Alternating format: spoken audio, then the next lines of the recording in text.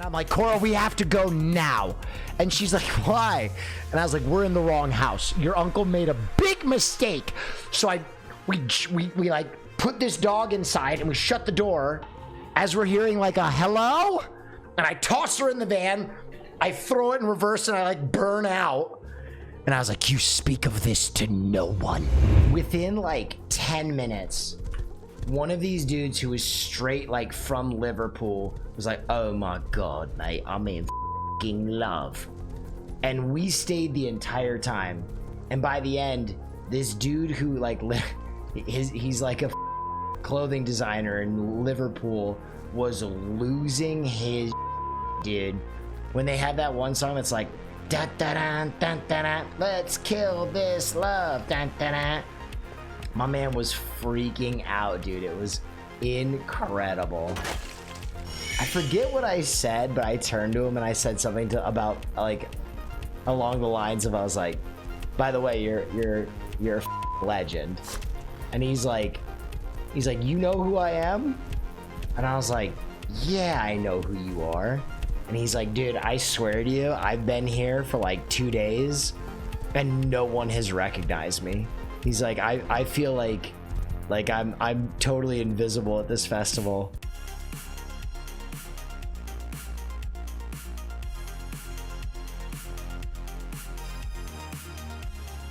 I'm gonna tell you guys a story.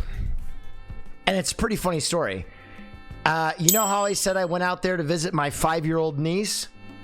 Well, I inadvertently had her do her first felony at the tender age of 5. Let me explain. Let me backtrack. This is a good story. So I'm entertaining the 2 little girls. She and her sister Jane. Jane's younger. And I'm with both of them and their father and their mom. And we're in the pool.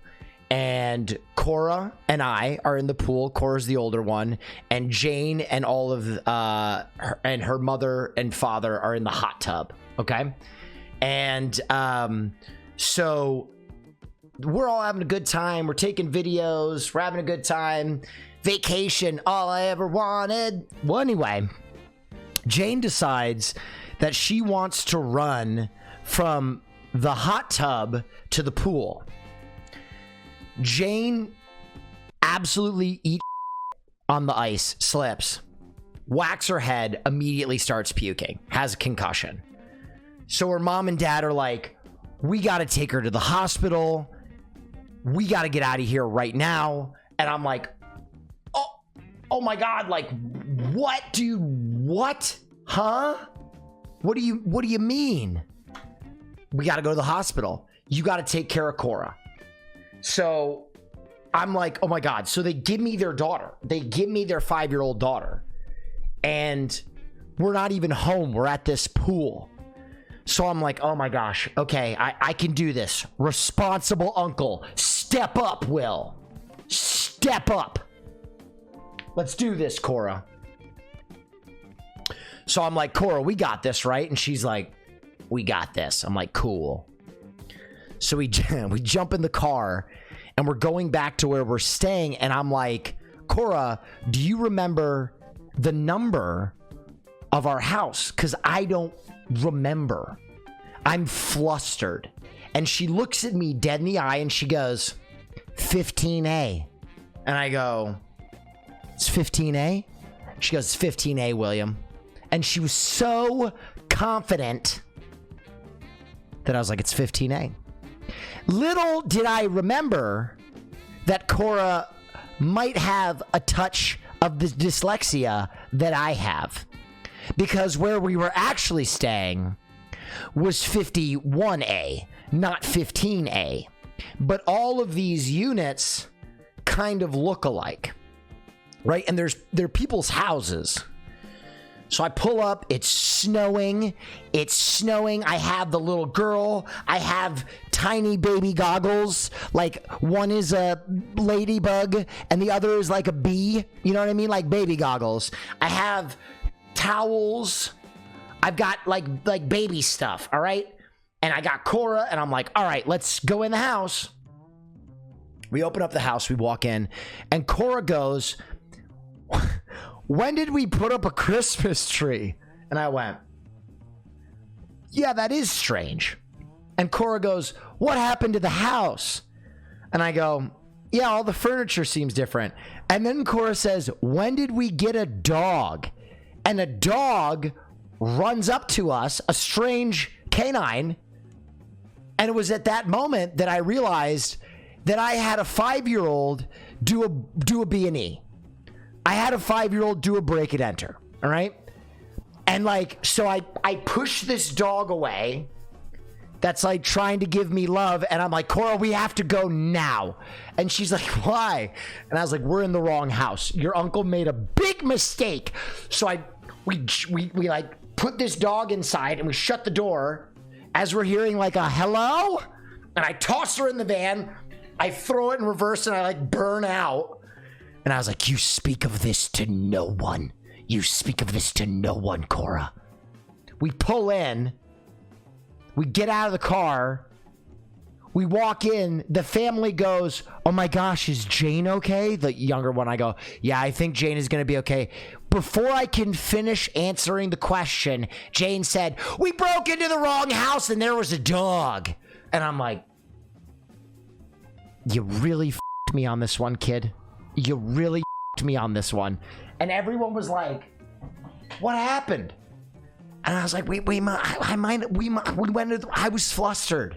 Okay. I was trying to rise to the occasion. I failed. So, that is a neat story about how I had a 4-year-old going on 5. She's 5 now, guys. Come on. She can make her own decisions. All right. She can make her own decisions. All right. I didn't influence her at all. All right. She's practically an adult. 5. Okay. She was 4 and 344/45. But that's how I had a 4-year-old do a B&E over vacation. I actually have a really funny Blackpink story if you guys want to hear it. So the way I got to meet Blackpink was, let me turn down this music a little. The way I got to meet Blackpink was, on like the second day, we had been working and filming and running around, and basically we had like a group of like artists and stuff, everybody with like SG Lewis and Disclosure and Cole. And like basically at one point they were kind of like, all right, everyone name one artist that like you can't miss. Name one artist you can't miss. And I was like, Apex Twin. And they were like, well, obviously we're not gonna miss Apex Twin. And I was like, all right, good. And so everybody went through and was like, oh, I want to see Juice WRLD, or oh, I have to see like Tame Impala. And I was with like basically all Europeans, like all UK like techno and R&B guys. And I was like, dude, if it's all the same to you, I would really like to see Blackpink. And they were like, who's Blackpink? And I was like, oh, you have to. They're like the best K-pop group in the world. You got to see them. And it's like all these European dudes, and they're like, a K-pop group. Like, mate, I don't have any time to go see a K-pop group. Like, come on, mate. Like, off proper. Like, let's go see something else. And I was like, nope, that's like my one group. Like, we got to go see Blackpink. And so I like drew a line in the sand, and I made all these dudes from the UK agree that they would go to Blackpink. So when we finally got to go to Blackpink, they were kind of like, all right, mate, like 10, 15 minutes, 2 songs, we're out of there. And I'm like, all right, fine, fair. Whatever. So we go to Blackpink, and their expectations are low. Their expectations are punishingly low. Like they really don't expect to enjoy themselves in the slightest. And so we get there, and like as I said, we're backstage. We have artist passes, so we're like on the crop of the stage. And within like 10 minutes, one of these dudes who was straight like from Liverpool was like, "Oh my god, mate, I'm in love." And we stayed the entire time. And by the end, this dude who like he's like a clothing designer in Liverpool was losing his dude. When they have that one song that's like da da da da da da, let's kill this love, da da da. My man was freaking out, dude. It was incredible. It was just a great moment. Really fun stuff. So that's like how I turned all these UK tough guys into Blackpink fans, which I thought was hilarious. When we were getting into Coachella, one of our people, because we had artist passes, wasn't credentialed, so we had to go through like the credentialing process on site, which is notoriously and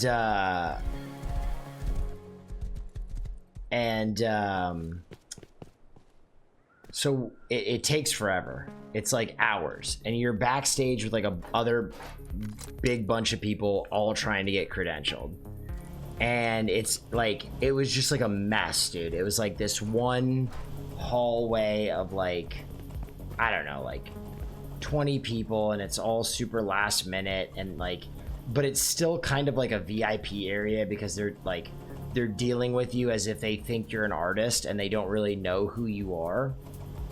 And so I was going through this line, and I noticed that the person behind me is Tommy Lee from Motley Crue.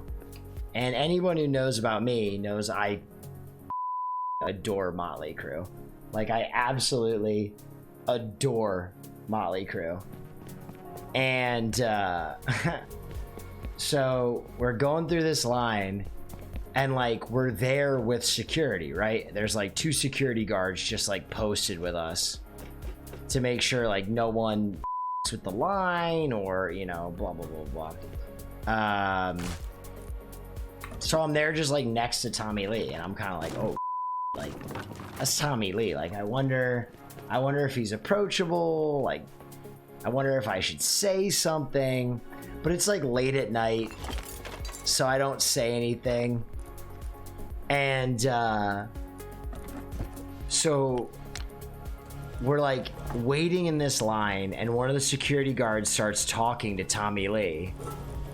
And he's like, "Hey man, you look like you are like some kind of rock musician. Are you like a guitarist and something?" And Tommy Lee is like, "Nah, man, no." And he's like, "Are you sure?" And he's like, "No, I don't even do music, dude. I'm just here with her." And he was like with his girlfriend. He's like some social media person. And he's like, "Are you sure, man? I don't know. I have the feeling that you might make music." And he's like, "Nah, dude, never." And the guy is like, "All right, well, okay." And he like walks away. And I was like, I forget what I said, but I turned to him and I said something about like along the lines of, I was like, "By the way, you're a legend." And he's like, "You know who I am?" And I was like, "Yeah, I know who you are." And he's like, "Dude, I swear to you, I've been here for like 2 days and no one has recognized me." He's like, I feel like I'm totally invisible at this festival." And I was like, "Damn, man, well, you should know I'm a huge fan of yours." So yeah, I just got to basically spend the next 30 minutes like just chatting with him about stuff, and he was like the coolest guy in the world. and his girlfriend was so pissed that she wasn't credentialed. So we just chatted, and he was such a decent human being. Hey, what's going on, everybody? Subscribe to Will Neff's channel. Hey now. Is that good? Hit that, Okay, hit now that bell. do mine now. Hey now. What's going on, arch villains? I'm Will Neff.